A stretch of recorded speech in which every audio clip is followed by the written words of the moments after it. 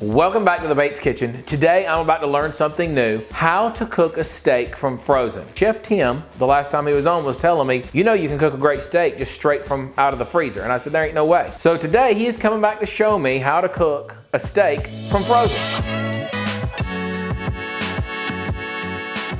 Come on up here, Chef. I was meaning you, but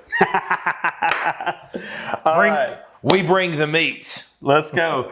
So we're gonna start with That's not frozen. No, this is not frozen. I learned this from another guy in California. His name is Spencer with Knottywood Barbecue, owns a pellet company. And I saw him cook a steak from frozen. And so I put it to test with my own kids. We had a frozen ribeye and we had a thawed out ribeye, and we put it on the charcoal grill and we cooked it. It was a blind taste test, and my son, who loves meat, he loves him some steak, and he could not tell the difference. Okay, we gotta try this. First, we have a thawed out ribeye right here. And I have a red ice cube. Frozen. See? I needed that.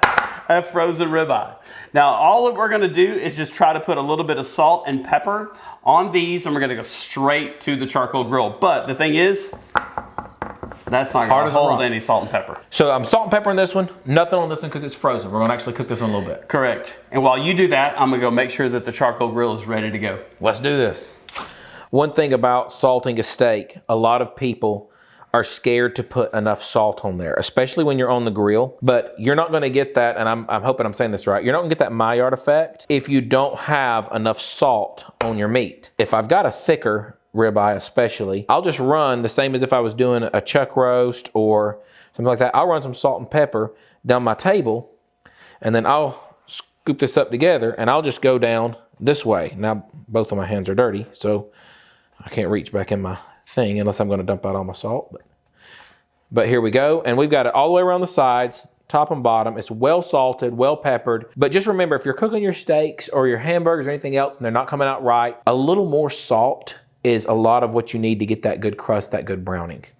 Let's take these out to the grill. Now it's time to get that frozen steak on the charcoal grill. My man Zach right here. Whew, the grill is hot. It's not gonna be frozen long like that. You ready? I'm ready. Let's do it. Still sizzles. Yeah, just cover it. Let's sit that down, let it go for about 4 to 5 minutes before we even consider putting this one on, because the time frames are going to be different versus a frozen steak and a thaw steak. How much difference in time are we looking? 5 to 6 minutes. 5 to 6 minutes difference in time. Yep. That's still a whole lot faster than thawing it out the day before. Oh, heck yeah. All right, Zach, so it's been about 3 minutes since the steak's been on there. Let's check the temperature of the meat. Whew. Internal temperature is right at 35, 36, 37 degrees, 35 degrees. It's still frozen. We've been on 3 minutes. So we're gonna take the tongs. We're just gonna see what that looks like. It's getting a nice sear. So what I'm gonna do is go ahead and put a little bit of salt and pepper while we got some moisture. I happen to bring some salt and pepper for that. So I can just kind of, same as if I'd salt it normally, right? Yep. Oh yeah, it sticks way better when it's not frozen. And we're just gonna let that get a crust for about another 2 to 3 minutes, and then we'll finally put on the other steak. All right, so we're probably 5 minutes in. We don't have the crust yet on that other side, but what we're gonna do is go ahead and season it with a little bit of salt and pepper. You know, people used to say a little bit of salt and pepper. And coming from the home cook side, a little bit means a couple little grains, you know. But one of the big differences between home cooked food and restaurant food is they use a lot of salt. So what you think is a little bit of salt when you hear it honestly means a lot more than you're thinking to most people. Be careful when you're covering it that you want to coat it with a you want to see salt all over it. It's not a complete coating like a salt crusted fish would be. And you can see how it's dissolving. Oh yeah, you can see the salt soaking in, that pulling that water out of the meat too. Let's go ahead and flip it. And one other key important thing about salt is that side we salted too. You get a lot more of that. One of the things about salt is a lot of people use table salt. I haven't used table salt in I don't know how long. And that's all my mom cooks with. A lot of people freak out. There's a ton of salt whenever I use kosher or sea salt. There's a lot less iodine and salinity when you're using kosher salt or sea salt versus table iodized salt. Thawed steak, we're gonna go right on there. So what are we, about 7 minutes in maybe? Yeah, somewhere close to there. right in the middle of the steak, we're at 100 degrees, but on the edges, we're already at 125. Oh, edges are done. I should have got a fatter steak is my problem. I like cooking with those big 2-inch thick ones. So we're just gonna put it on the hottest part of the grill right there, and then we're gonna actually pull that off, and we're gonna let it rest for a good 8 to 10 minutes before we cut into it. We're at 125 degrees, so let's go ahead and pull that steak off. Oh yeah. Look at that grease dripping, that fat running.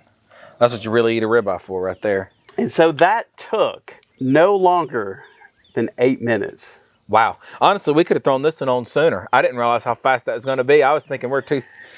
And if you think about it, these aren't super thick. They're about an inch and a quarter, something like that. And that frozen steak cooked in 8 minutes or less. All right, so we're at 3 minutes in on the thawed steak, and we're gonna go ahead and flip that over. Oh, that's the crust I love right there. Got a little bit of char, got that beautiful crust. I can get behind this. Well, what I would encourage you to do is, shoot, that's already done. Overcooked it. That's what happens when you get to talking. All right, so this one's a little bit overcooked. We got busy talking. So let's go ahead and set that on there. We're ready to go. Well, my kids only eat them. My dad only likes them well done. Well, there you my go. kids eat them regular medium. He can come eat that one. We'll eat the frozen one. We're going to let both steaks rest for at least 10 minutes, which we've already got 5 minutes on this one. And then we're going to cut into these, and we're going to do a blind taste test with the assistants as much as possible, because we know what they look like, with the help of Daniel, our cameraman. Well, let's take this inside and cut it up. We just finished grilling the steaks, and they've been resting for 10 minutes, and Zach's walking in with them. But we're going to put a damp paper towel on his countertop so that the cutting board does not slide everywhere. You know, people get in my comments, and they'll tell me, if you would do that, and I always do that when I'm cooking by myself. Now, I learned it from the comments, but I never remember to do it when I'm filming. So, Tim teaching me the things y'all are trying to tell me. So let's take a look at our steaks. This is the one that was frozen. And then don't tell Dan. Dan, don't look. This is the one that was already thawed. So what I'm going to do is I'm going to take a knife, and I'm going to have you just close your eyes for just a minute. All right? Well, I'll tell you what. Before you do that, let's cut into them. And we're just going to see if we did a decent cook job. So we're at a perfect mid-rare on the frozen steak, as you can see. Not bad here either. And then we're at a perfect mid-rare on the thawed steak, okay?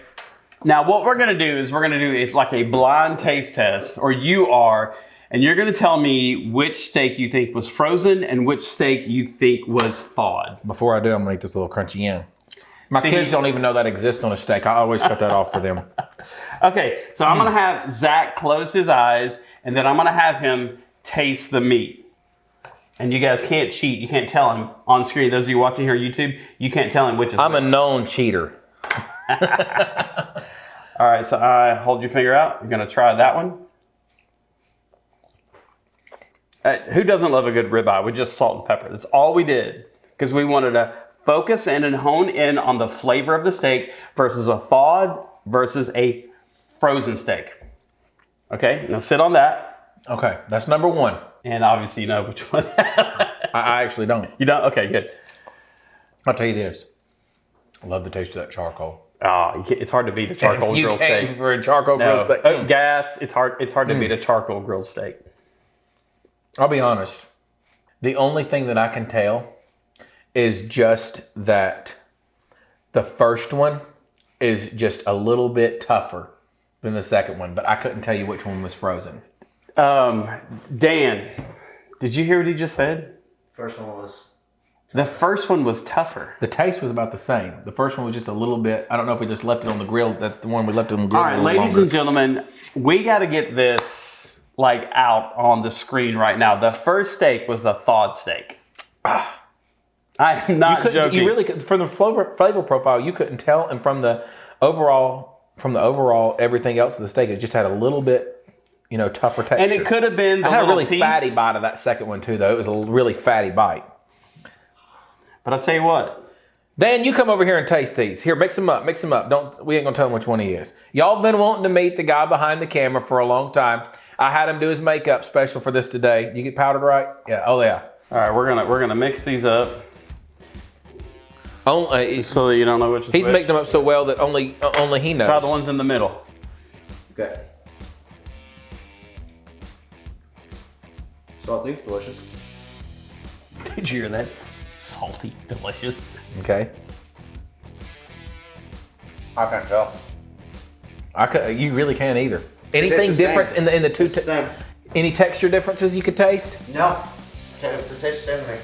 So if my buddy in California, Is it better than MRE? Better than an MRE. BMRE. So if my buddy Spencer from Naughty Wood Barbecue is watching this, we put to the test what I learned of how to cook a frozen steak so that almost nobody can tell the difference cooking a steak that is raw or thawed versus frozen. I don't even feel safe eating steaks anymore now. Anyways, I hope that's a little tip that you guys love. We have a lot of fun in the kitchen. We have a lot of fun on the grill, getting to do this, getting to try different things, and I love it when a challenge comes up. I honestly thought it was going to be a lot easier to tell the difference. I kind of thought that you were kind of giving me a little one there. Like microwaved food, they tell you can't tell when food's microwaved at some restaurants, and you can always kind of tell. So, next time you come across a good deal on steaks, don't pass it up because you can't cook them all. Every Christmas, I get a standing rib roast. The Food City here will run a really good deal. It'll be, literally half the price that you normally pay. Rib roast, of course, is ribeye or prime rib, depending on how you cut it. And so last year I got it for $7.99. I bought 4 of them. It's great to know that if I slice them up and freeze them, I'm gonna be able to cook them for the next 6 months right out of the freezer for a fraction of the cost.